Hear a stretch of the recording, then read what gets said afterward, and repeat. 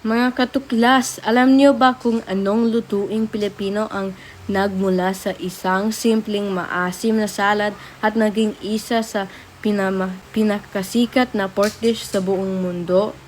Ang walang kapantay na sisig! Ako si Macario at welcome sa aking Tuklas Pinas Vlog. Ngayon araw, alamin natin ang totoong kasaysayan ng paboritong pagkain ito. Ano nga ba ang pinagmulan ng sisig?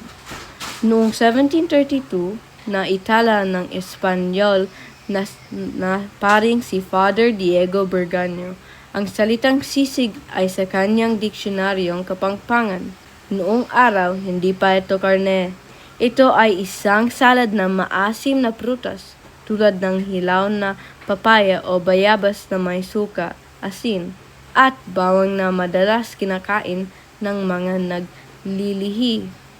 Noong panahon ng Amerikano sa Clark Air Base, naging malikain ang mga Kapampangan.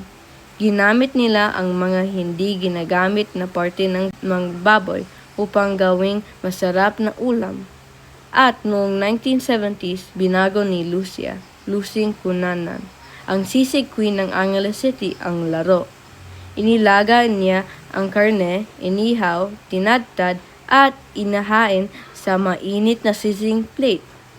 Fun fact, ang Angeles City sa Pampanga ay official na kinalala bilang Sisig Capital of the Philippines. Bakit mahalaga ang sisig sa ating pamana?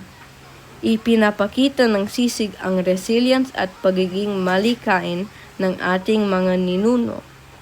Ang kakayahang gawing isang dakilang culinary masterpiece ang simpleng sangkap.